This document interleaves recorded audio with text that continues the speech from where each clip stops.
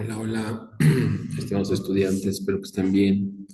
El día de hoy vamos a revisar ya las últimas partes de Morín. Eh, es importante ir cerrando el tema del pensamiento complejo desde la lectura de Morín y pues quería de alguna manera eh, pues platicar con ustedes sobre esta última parte, ¿no? Que es como sumamente importante de ir desglosando justo la propuesta de Morín en cuanto a lo que se va proponiendo, ¿no? Sobre explicarnos el pensamiento complejo y sus aplicaciones, pues en distintas disciplinas, ¿no? En distintos espacios. Eso es como lo más relevante en cuanto a lo que vamos a ver en Morín. Ahora, yo espero que ustedes vayan haciendo un seguimiento, ¿no? Al igual que yo, vayan haciendo un seguimiento de cómo se vayan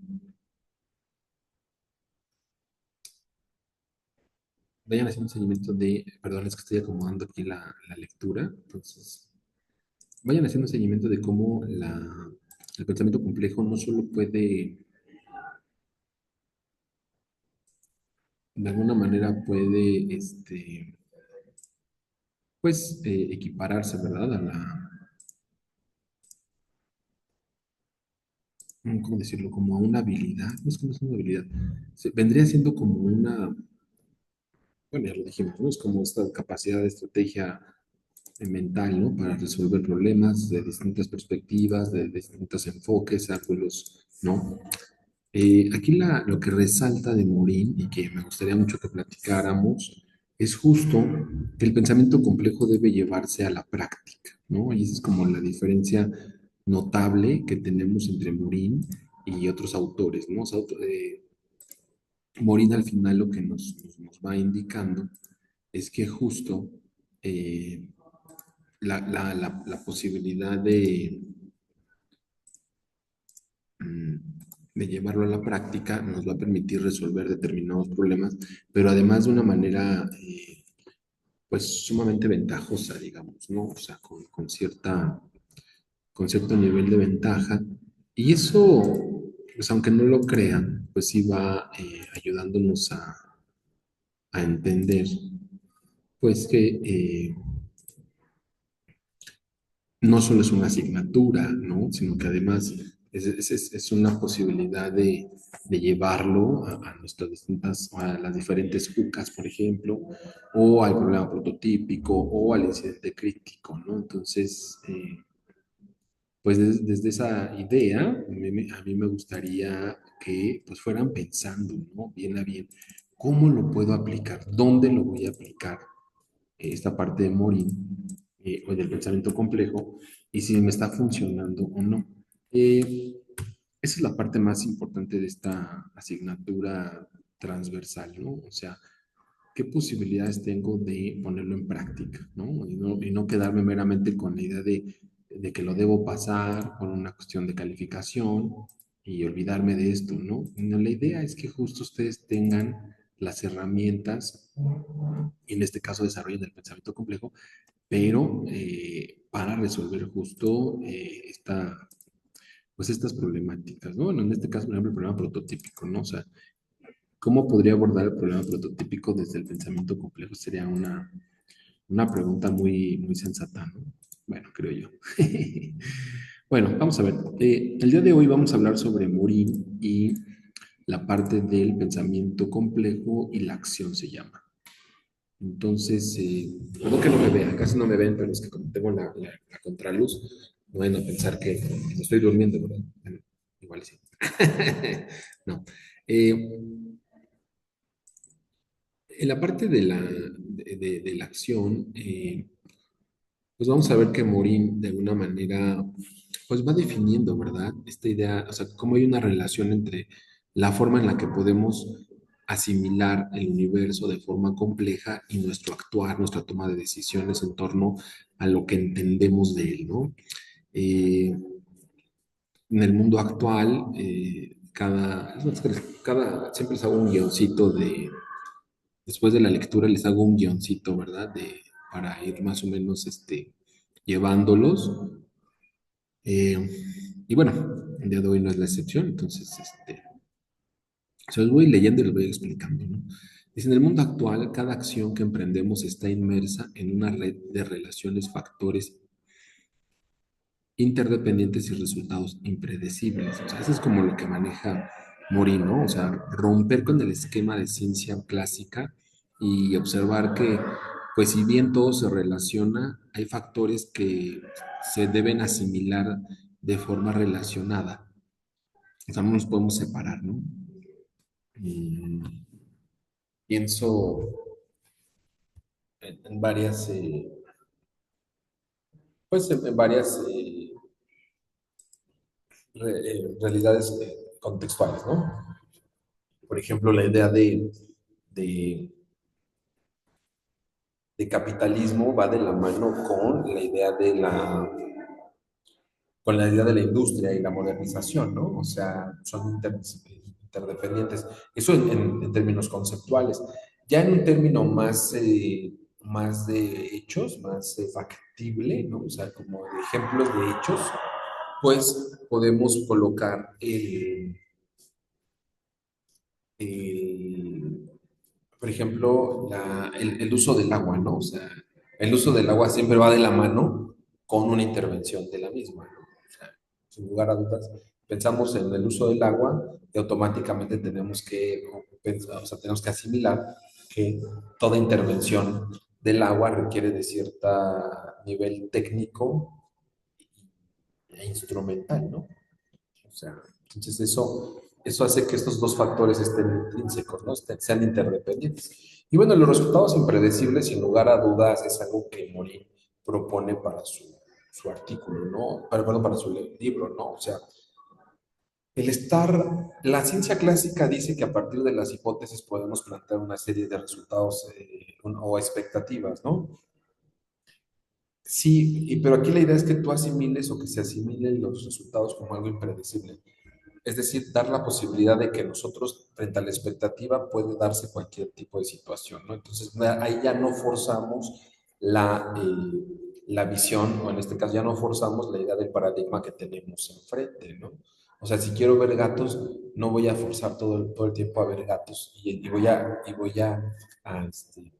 a excluir todo lo demás, ¿no? Eso me puede llevar a una falsa certeza, ¿no? Bueno, más bien me puede ayudar a falsear certezas, ¿no? O sea, pensar que los gatos son los únicos animales que habitan en la universidad, ¿no? Claro, porque solo conté los gatos, pero si abro mi visión, o sea, tengo esta posibilidad de abrirme a contar otro tipo de animales, podría observar que hay perros, que hay pájaros, que hay muchas cosas más en la universidad, o sea, que mucha fauna más, ¿no? Y entonces, eh, esto lo puedo hacer sí o sí desde el pensamiento completo. Bueno, Edgar Morin, en esta parte de complejidad de acción, mm, habla sobre el pensamiento, sostiene que la acción no puede ser comprendida fuera de un contexto de complejidad. O sea, nosotros al motivarnos dentro de un accionar, o sea, ¿no? Al impulsar un movimiento en nuestro cuerpo, necesariamente está dentro de un margen de acción, dentro de un margen y además dentro de un contexto. Y cualquier acción o cualquier movimiento que generemos, pues, ¿no? O sea, tiende a un cambio en el entorno, ¿no?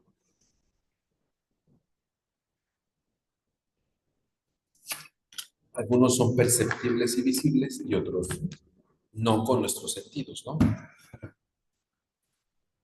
Estoy pensando, por ejemplo, en el frío, ¿no? En la sensación térmica. Ah, cuando nosotros estamos en un espacio cerrado donde la temperatura ambiente es más baja que la temperatura interna, o sea, digamos un cuerpo, un salón, un cuarto, eh, no podemos pensar que Bueno, más bien debemos pensar que nuestro cuerpo y cualquier movimiento dentro de ese espacio cerrado genera calor o genera algún cambio, más bien genera un cambio de temperatura, ¿no? Incluso en nuestra sensación térmica, o sea, si sentimos frío o calor. Si nosotros lo vemos desde nuestro, o sea, si nosotros lo analizamos solo desde nuestros sentidos, es probable que la percepción sea nula, o sea, que digamos, no, no pasa nada, no moverme en un espacio donde está encerrado el calor y allá afuera hay frío, pues no pasa nada, no veo nada, no escucho nada, no siento nada, no degusto nada, sí, sí, más o menos, o sea, no percibo nada desde mis sentidos.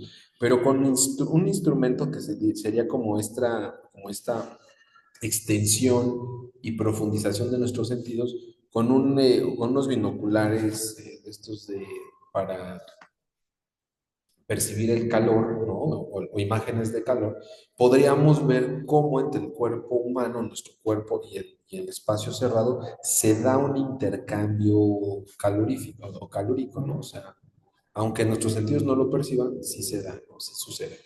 Bueno, entonces, justo a eso se refiere Morin, ¿no? O sea, tenemos que comprender que cada acción está dentro de un contexto complejo, ¿no? O sea, hay un intercambio, ida y vuelta todo el tiempo. Bueno, hoy les hablaré sobre esta parte de las decisiones, las acciones como decisiones en un mundo cada vez más integrado, mucho más globalizado, mucho más conectado, relacionado, ¿sí? Y que por lo tanto nuestras acciones, sobre todo decisiones, pues no se pueden abordar desde una lógica simple y lineal, sino que debemos asimilar lo integrador, lo flexible, lo adaptativo de cada una de nuestras acciones, ¿no? Eh, a ver, imagínense que ustedes tienen que tomar una decisión, ¿no? O sea, imagínense que tienen que tomar una decisión, ¿no? Y entonces, esta decisión, eh, pues, digamos, es muy importante para ustedes, ¿no? Es fundamental.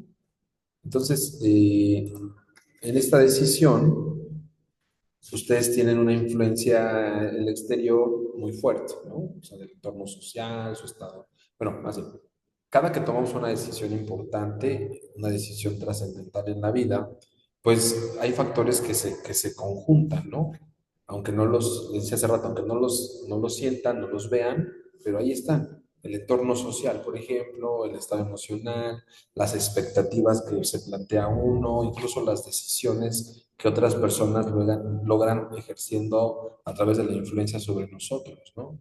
En este sentido, digamos, un sistema complejo es que cada acción genera un efecto no solo inmediato, sino también indirecto y muchas veces inesperado. Entonces, justo, ¿no? Dice, las acciones están influenciadas por múltiples factores simultáneos y las decisiones individuales enredadas, o sea, están dentro de una red en sistemas más amplios, ¿no? O sea, no nada más es sí, no, y pues, no, hay toda una, ¿no? Cuando tomamos una decisión, hay toda una red, ¿no? De situaciones dentro y fuera de nuestra mente, ¿no? Dice, y hay efectos indirectos e impredecibles, ¿no? Dentro de la idea de la acción no lineal e interacciones entre los elementos del sistema. O sea, a veces incluso tomamos decisiones que no son directas, ¿no? O que no tienen un ejercicio directo, pero aún así se movilizan las interacciones dentro de un sistema o del sistema al que pertenecemos, ¿no? O sea, tienen influencia, ¿no? De alguna manera. ¿Sí?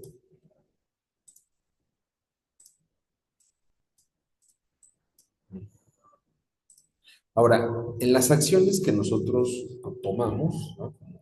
Bueno, eh, antes de eso, Morin enseña o nos enseña que debemos entender la acción, o sea, esta parte, este concepto de acción, como algo que no ocurre de manera aislada.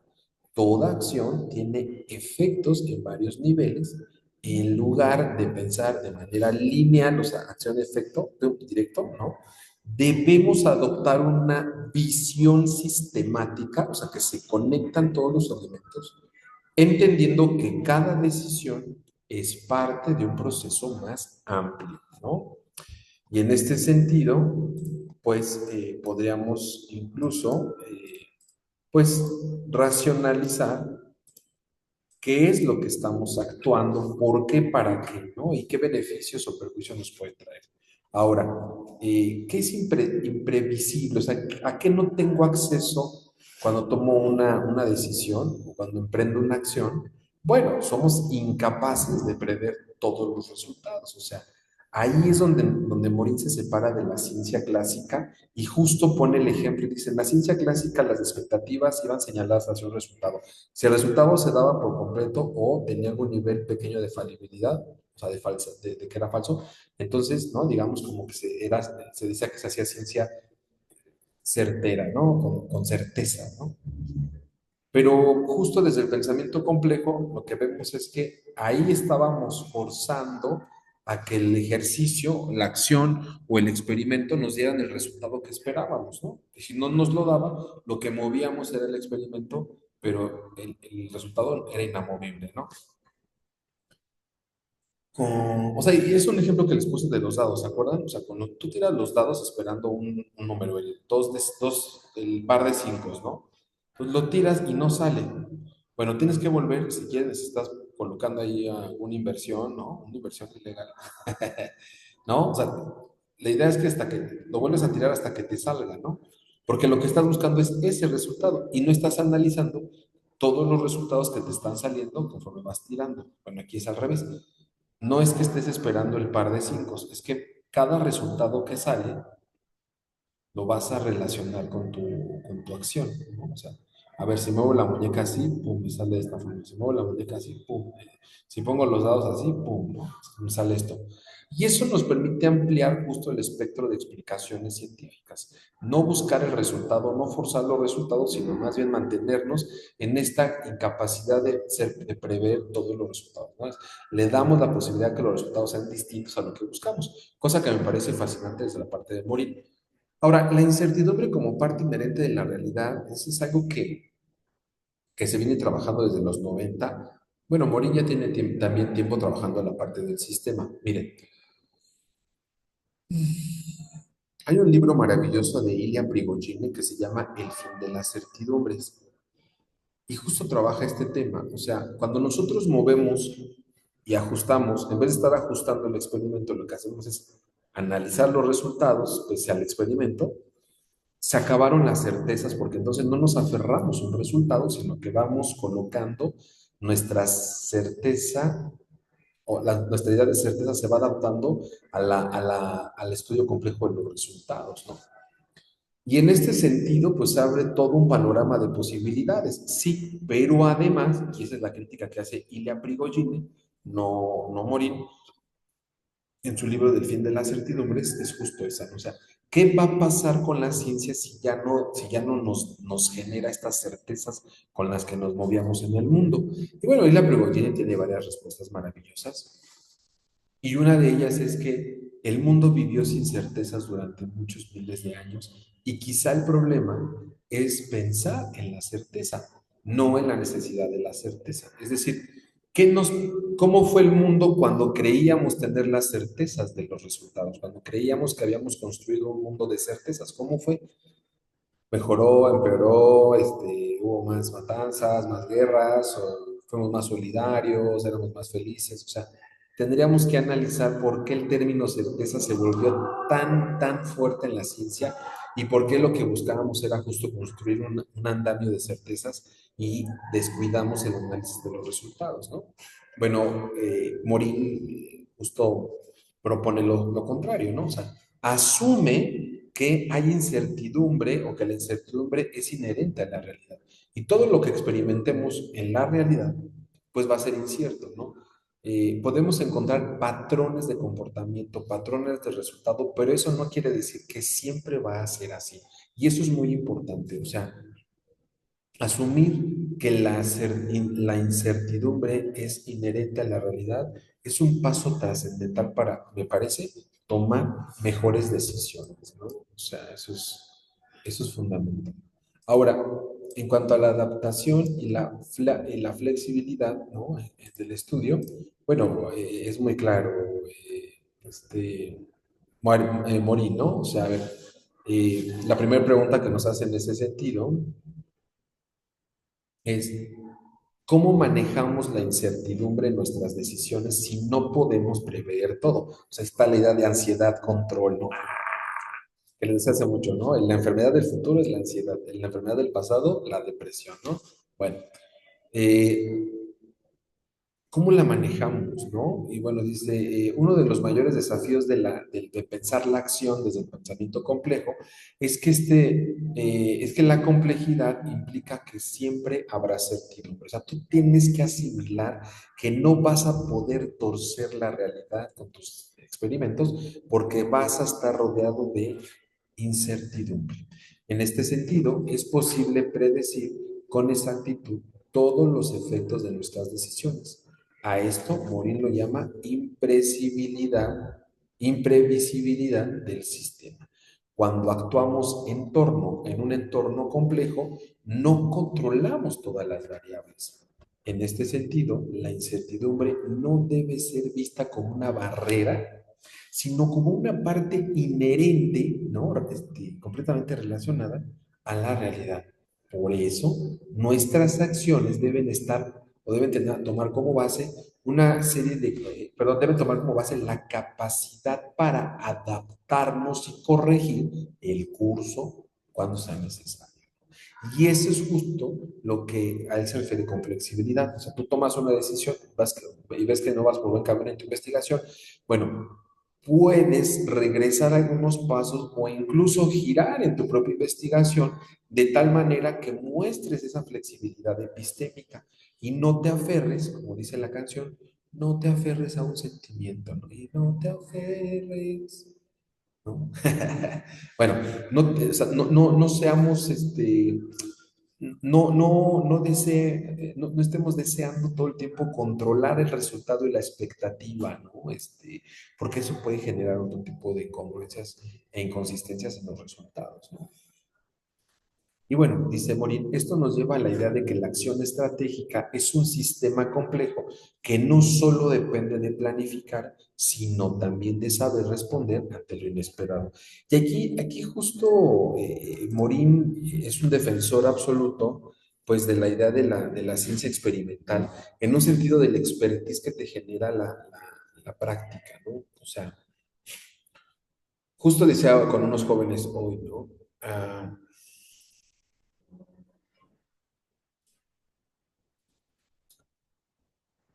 podríamos pensar que una persona que estudia pedagogía durante 3 años o 4 en la universidad pedagógica está preparado para dar clases, ¿no? En el nivel básico. Pero cuando dan clases y llegan, justo, pum, ¿no? Se encuentran con una realidad escolar que incluso contradice algunas de las situaciones que ellos aprendieron a lo largo de su sistema universitario. Tienen de dos sopas, diría Morín. O renuncian porque la realidad no se ajusta al sistema de saberes y creencias que les enseñaron, o logran flexibilizar su aprendizaje para responder a esa realidad. Y entonces la manera en la que van a responder a partir de situaciones novedosas y también situaciones de experiencia, o sea, a partir de la experimentación práctica, a partir de eso van a poder flexibilizar sus respuestas. Entonces ya no van a esperar someter la realidad a a su sistema conceptual, sino más bien van a buscar adaptar o lo mejor que se pueda adaptar su sistema conceptual con la realidad a la que se están enfrentando, ¿no? Entonces habrá conceptos que puedan reutilizar, usar, no, reinterpretar, y habrá otros que tendrán que dejar de lado, ¿no? O sea, porque sencillamente la realidad escolar en ciertos niveles es muy compleja, o sea, literalmente es súper compleja, ¿no? Como le decía, como le decía a algunos colegas, ¿no? Sobre todo en niveles básicos, en algún punto platicamos y yo les decía, En ninguna universidad o en ningún sistema universitario te preparan para lo que implican los padres de familia, ¿no? O sea, los padres de familia que, híjole, ¿no? Pueden ser un aliado muy poderoso en educación básica y también pueden ser un, una barrera emocional muy fuerte en el sistema básico, ¿no? Entonces, o sea, en este sentido me parece que Morín sí pretende hablar de la flexibilidad como algo innovador, ¿no? Y bueno, pone un ejemplo, dice, en un sistema complejo la acción no es lineal, no se trata solo de A causa B, más bien A causa B, pero B puede causar efectos sobre C, que a su vez puede retroalimentar a A de maneras inesperadas. Este proceso de retroalimentación es fundamental para gestionar la complejidad en la acción, ¿no? O sea, ahí justo vemos a qué se refiere con acción y flexibilidad el buen Morín, ¿no? Bueno, aquí está, ¿no? Adaptación y flexibilidad. Ahora, esta parte de la retroalimentación tampoco a mí bueno, yo no era fan de la idea de la retroalimentación, porque incluso una profesora de pedagogía muy famosa de la UNAM, que de verdad que estimo y quiero mucho, decía que si consideramos la idea de la retroalimentación en su, o sea, del concepto original, pues alude a meter el alimento por lo retro, o sea, por atrás, ¿no? Y que así alimentaban algunas especies que no querían o que estaban dañadas de su sistema digestivo o que no querían comer, ¿no? Entonces las retroalimentaban, ¿no? O sea, perdón que aplauda, es que hay un mosquito. Las retroalimentaban quiere decir que les metían el alimento por la parte de retro, o sea, por atrás. Bueno, alude en realidad a eso. Ahora, eh, conforme se fue adaptando esta palabra, el concepto a la parte del uso psicológico, y sobre todo en la psicología educativa, el término se emplea para decir que hay una respuesta eh, dirigida a fortalecer el aprendizaje, hay una respuesta a cada ejercicio o después de las evaluaciones, ¿no? Entonces, en este sentido, él dice, bueno, si el aprendizaje es continuo, sí o sí necesita retroalimentación, es decir, necesita esa respuesta después de haber terminado el proceso, necesita esa evaluación y la respuesta a esa evaluación para mejorar el sistema, ¿no? Dice, las decisiones generan respuestas del entorno, ajuste continuo de estrategias y acciones. Aquí Morín, cuando habla de flexibilidad, de verdad que está hablando de una flexibilidad muy, muy laxa, ¿no? O sea, debemos tener la capacidad de responder, pero además tus respuestas pueden funcionar un semestre y el siguiente no. Entonces, debes ajustar esa estrategia y tus acciones para que tu clase siga siendo atractiva a tus estudiantes, ¿no? O sea, no puedes quedarte en la idea de que es el estudiante el que a fuerza me debe entender. Eso sería la tradición, ¿no? El estudiante me debe entender forzosamente y le voy a hacer un examen para que me repita lo que yo ya sé y que además doy por hecho que entiende, ¿no? Entonces, o sea, sí tendríamos que generar estrategias para dar una continuidad en el aprendizaje. Y ahí es donde entra la importancia de la retroalimentación, porque la retroalimentación justo es esta respuesta constante que revisa, ¿no? Todos los pasos de proceso de aprendizaje y le permite un diálogo para la mejora, ¿no? O mejorar, pues, en general.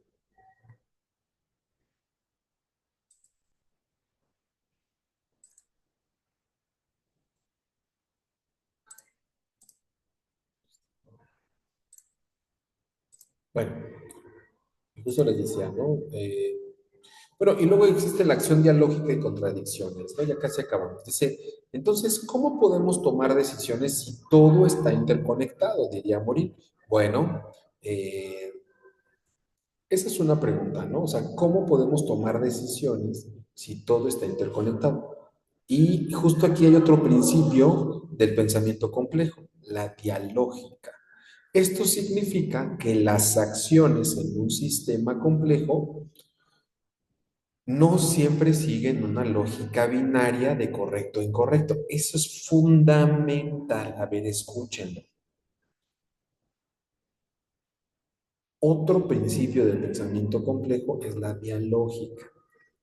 Esto significa que las acciones en un sistema complejo no siempre siguen una lógica binaria de correcto e incorrecto.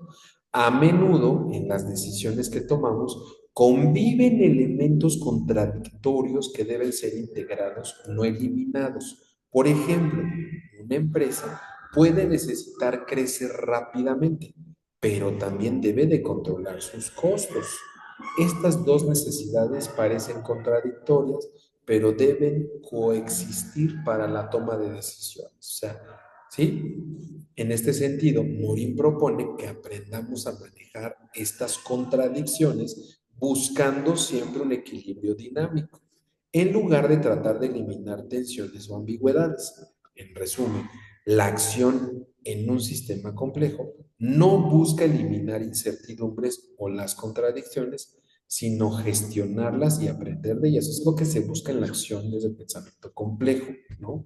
Ahora, justo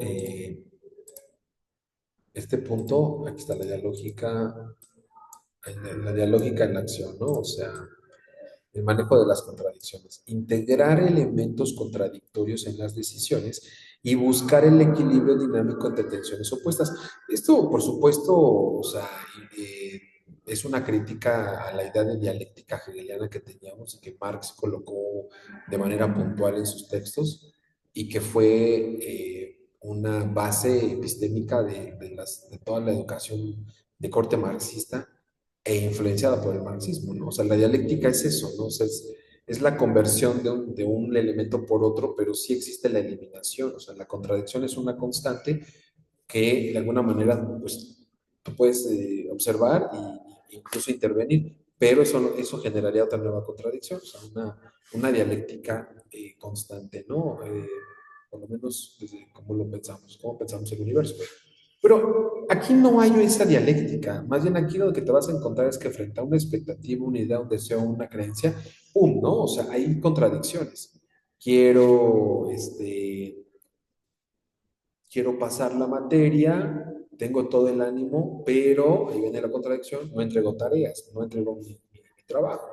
Entonces, si no busco administrar estas contradicciones, ¿no? Incluso hasta proponer resolverlas en algún punto, sino no eliminarlas, resolverlas, integrarlas, considerarlas como algo fundamental en mi pensamiento semanal, pues de alguna manera eso me va a generar muchos problemas de incertidumbre, ¿no?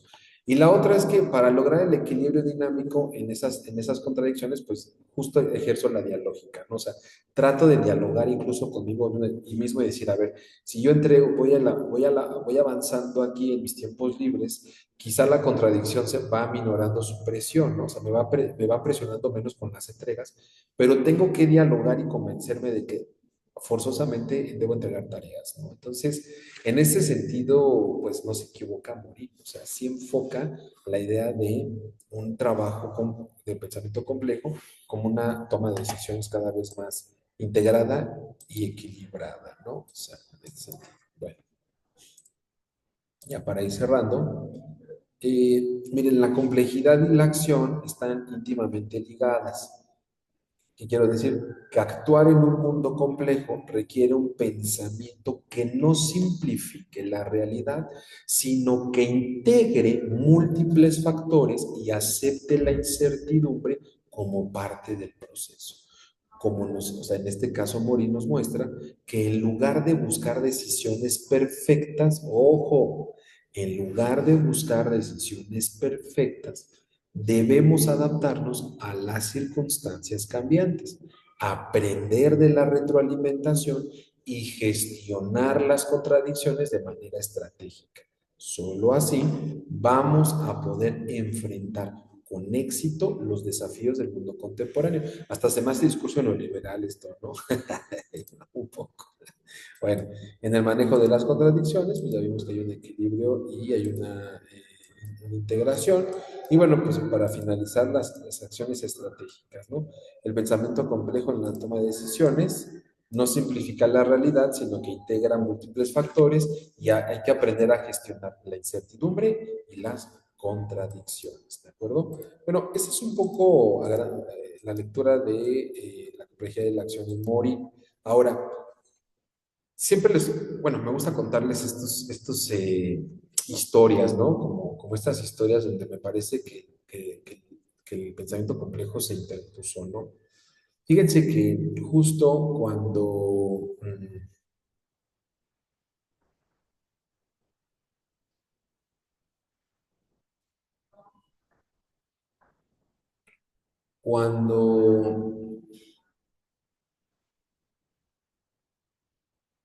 es que estoy pensando en las contradicciones, el equilibrio y la dialógica, ¿eh? No creo que, claro. Bueno, son ejemplos, ay, perdón, chicos, son ejemplos buscados así de pronto, me acordé de uno muy bueno, ¿no? Cuando, cuando Sony logró, la marca Sony logró un avance fundamental en ciertos aparatos electrónicos. ¿Se acuerdan? Sony era la marca de calidad y la marca élite, ¿no? En video, audio, televisión, o sea, todo lo que tenía que ver con electrodomésticos, Sony tenía, digamos, entre los mejores, ¿no? De calidad, pero no así de precio. Cuando Sony incursiona en las, ¿cómo se llama? En las consolas, no tenía la tecnología para realizarlo. Primera contradicción. Los electrodomésticos no son videojuegos. O sea, los videojuegos requieren otro tipo de ensamble, de desarrollo, incluso hasta de publicidad, ¿no? O sea, la misma empresa tendría que asumir un rol diferente si quería entrar a estos videojuegos, ¿no? Y además era un mercado que sí venía creciendo, pero ya había marcas que habían incursionado y les había ido muy mal. Estoy hablando en los noventas. Philips tiene un videojuego que nunca despegó. Atari venía a la baja.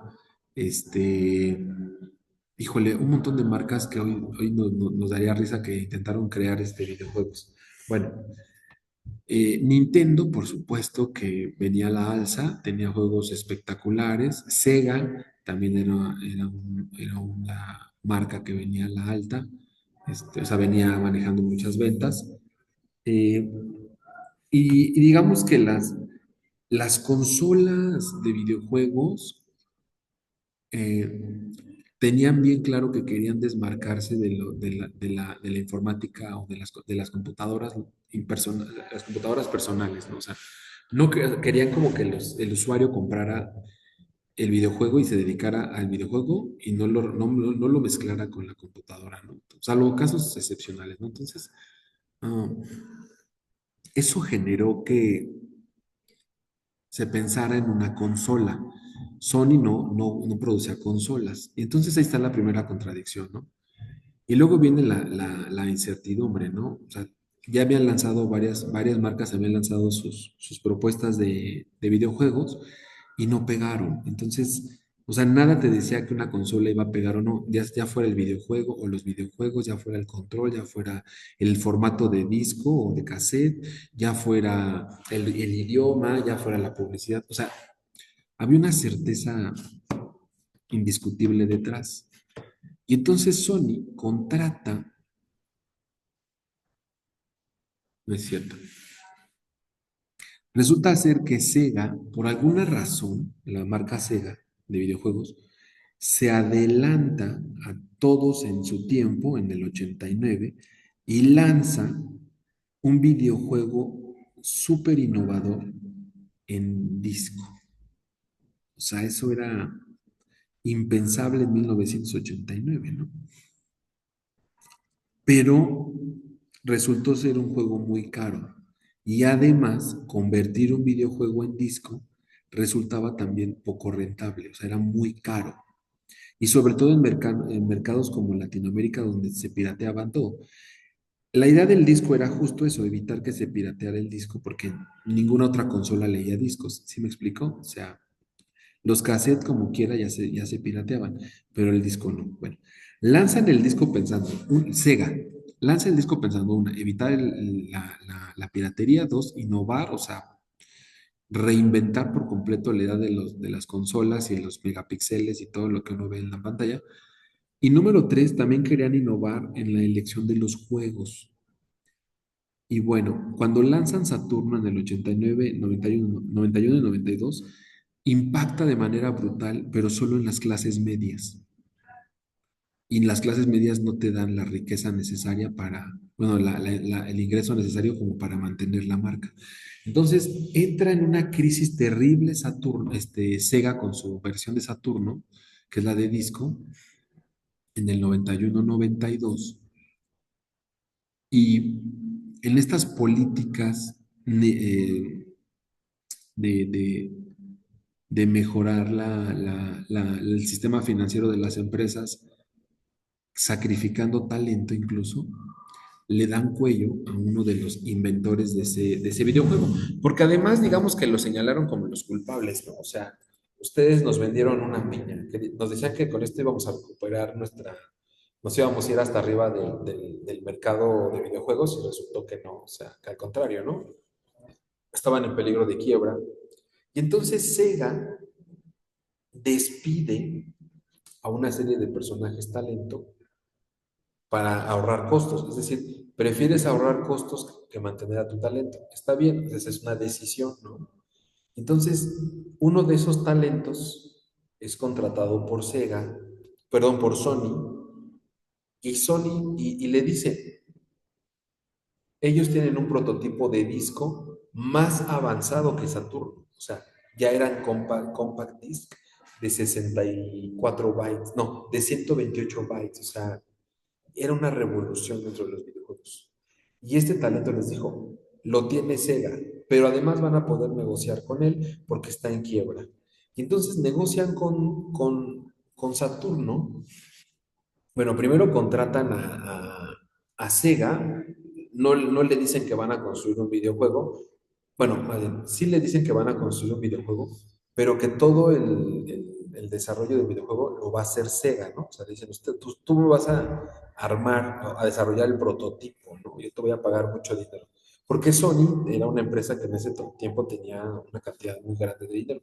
Y entonces, estoy hablando de 1992, 91, 92, y entonces suelta la lana Sony y Sega arma el juego, ¿no? Del nuevo Compact Disc de 128 bytes, ¿no? Creo que 128, no me acuerdo. Cuando queda armado el prototipo, Sony le dice, bueno, Sega creyó que armando el prototipo, después iba a poder, o sea, se iba a convertir como en su mercado de videojuegos, ¿no? O sea, que Sega iba a poder producir los videojuegos y que eso le iba a mantener un mercado rentable con Sony. No, decisión mal, bueno, decisión incorrecta. Resulta ser que Sony, una vez que compra, bueno, paga por el estereotipo, le dice a Sega, muchas gracias, me llevo mi aparatejo, me lo llevo, ahí quédate con lo demás, ¿no? Y entonces hacen a un lado a Sony, a Sega, no lo podía creer, la empresa Sega no lo podía creer, pero no contaban con que Sony ya había contratado el talento que ellos habían dejado ir un medio año atrás. Él les dijo, compren el prototipo y yo diseño todo la parte del videojuego. Y así fue. Y entonces en 1992, 1993, nace el primer PlayStation o estación de juego. PlayStation, Sony, con videojuegos innovadores, únicos. eh, Tardaron más o menos como 8 meses en lograr piratear los videojuegos, los videos, porque incluso los PlayStation traían un lector, bueno, un como comando que evitaba que le metieras discos pirata, y bueno, ya saben, alguien se las ingenió y hasta piratearon ese foquito óptico y ya te permitía leer los juegos pirata, ¿no? Bueno, el punto es que Sony lanza la consola PlayStation 1 Y ¡fu! O sea, despega, despegó, cambió por completo las reglas del juego por la creatividad de los videojuegos, por la publicidad, el haber comprado el monopolio de, bueno, el haber comprado y desarrollado FIFA 94 y que se acercaba justo el Mundial del 94, bueno, de hecho se hizo junto, algunas cuestiones como de licencias, o sea, Sony vendió muy bien, le invirtió mucho dinero, pero logró despegar en situación de consolas, y eso, no, o sea, creó una ola tan grande de expectativas en los usuarios que inundó, o sea, tapó eh, las consolas que venían atrás, ¿no? Que es Nintendo, Sega quedó por completo relegada, Atari, bueno, ya no se diga, Atari ya prácticamente estaba por desaparecer, y bueno, no había más, bueno, Capcom, todos estos desarrolladores de videojuegos quedaron muy atrás. Y entonces Sony se vuelve como el líder durante más o menos 3 años, 3 o 4 años, hasta que llega, bueno, sacan PlayStation 2, que se supone que mejora por completo la, la inmersión del jugador en el videojuego. Y bueno, ya saben, ¿no? Juegos tienen un nombre, ¿no? De inmersión y que no son como de, este, de bueno, videojuegos de todo, ¿no? De guerra, hasta aquellos zombies, ¿no? Que eran como muy famosos. O de terror, ¿no? Bueno, y resulta ser que Sony saca su segunda consola y entonces empiezan a surgir otras consolas buscando otro tipo de usuarios. Sony lanza, Nintendo lanza 64, que más o menos medio pegó. Y ahora sí, como los videojuegos coquetearon con las computadoras, pero nunca les hicieron caso, bueno, ahora las computadoras vinieron a los videojuegos no a coquetear, a conquistar el mercado de videojuegos, y entonces surge Xbox, ¿no? Xbox de Microsoft, y bueno, ya. Para cerrar todo esto, los videojuegos, la historia de los videojuegos y de las consolas están inmersos justo en toda esta idea de complejidad y acción, porque muchas de las estrategias que usaron los desarrolladores de videojuegos, los desarrolladores de consolas y los desarrolladores de publicidad en torno a este mercado, tuvieron que elegir o tomar decisiones muy complicadas y todo el tiempo estar, o sea, ser muy flexibles. ¿Por qué digo muy flexibles? Porque el mercado del videojuego desde los 90 es muy volátil. ¿Qué quiere decir volátil? Además, o sea, es más o menos, si lo quieren pensar como el del cine. O sea, puedes invertir mucho dinero en un videojuego, lanzarlo y que no pegue por alguna razón. O sea, no puede pegar porque no les gusta, porque el personaje central es un actor y ese actor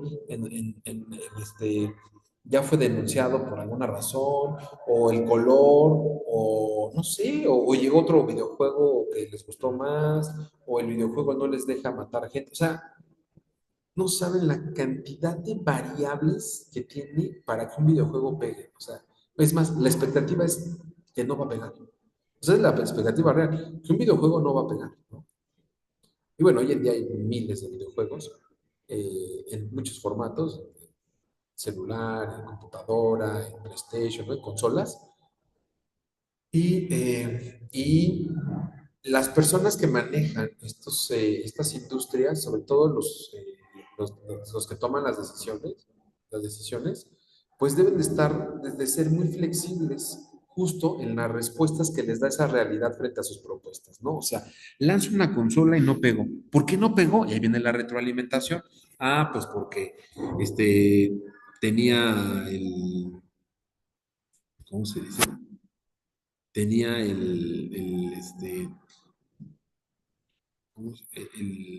el control, no les gustó el color, o el control es muy grande y muy pesado, o el exceso de botones, o sea, mm, la retroalimentación es lo único que logra que una empresa, una industria, la industria de videojuegos sobreviva, la retroalimentación. O sea, después del experimento, las ventas, la retroalimentación es fundamental para que una industria de videojuegos sobreviva.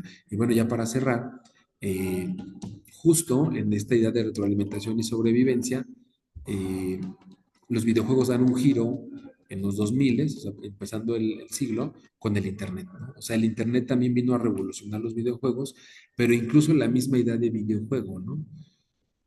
Mezclando la idea de juego con reality shows, ¿no? O sea, perdón, no reality shows, no, de juego con realidad virtual, juegos inmersivos, pero que se juegan en línea, ¿no? Que le llaman juegos en línea, ¿no? Entonces, y también desarrollar esos juegos es muy complejo, o sea, y algunos, la mayoría al principio no pegaba, eso sí me acuerdo muy bien. Los primeros videojuegos en línea no pegaban, sobre todo en América Latina. ¿Por qué? Porque la mayoría no tenía internet y el internet que se usaba era muy malo. Les voy a poner el ejemplo clarísimo y con esto cierro. Imagínense, o sea, en Estados Unidos surgen, los videojuegos en línea surgen en el 96, 97, pero sobre todo en el 98, ¿no? 98, 99 y 2000 ya, ¿no? En México llegan como por ahí de 2001, 2002. Bueno, pero en México el internet de fibra óptica llegó en el 2010, en el 2014. Fíjense lo que le estoy diciendo. La fibra óptica llega a México en el servicio privado, o sea, el servicio casero, hasta el 2014, 2015 más o menos. Sí, 2014, 2015. O sea, imagínense, echen cuentas. No, llega como en el 2012 llega la fibra óptica. 2012, 2013, llega. Pero que te la instalen en tu casa otros 5 años, ¿eh? Hasta la fecha hay gente que no tiene fibra óptica para internet. Bueno, en Estados Unidos, toda la infraestructura de internet por orden federal, toda la infraestructura de internet por orden federal en el país transitó del cable de teléfono a fibra óptica en 1998. O sea, nada más imagínate. Todo el país en Estados Unidos, todo el Internet está conectado en fibra óptica desde finales de los 90. O sea, nada más imagínense, ¿no?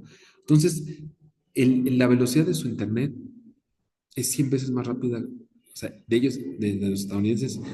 Obviamente eso beneficiaba a la industria, ¿no? O sea, tampoco fue por beneficencia. Esto iba a acelerar la industria del Internet y al mismo tiempo su consumo, ¿no? Pero imagínense un videojuego que juegas en línea en Estados Unidos a finales de los 90, principios de los 2000, no lo podías jugar en México hasta el 2010, 11, 12, ¿no? O sea, una década después. Y eso también habla mucho de los mercados emergentes de los videojuegos, ¿no? Hay videojuegos que están destinados para mercados como Estados Unidos, como Europa, Japón, China, ¿no? La India, Australia, y América Latina, ¿no? Incluso me acuerdo que en PlayStation decían que los videojuegos se clasificaban por región, región uno, 2, 3, y América Latina era la región 4, ¿no? En fin. Bueno, ahí lo dejamos, pensamiento complejo y acción. Muchas gracias. Les agradezco mucho de verdad. Me encanta platicarles estas anécdotas. Me revive hasta, ¿no? La niñez, incluso la adolescencia, ¿no? Chicos, muchas gracias. Pasen un excelente fin de semana.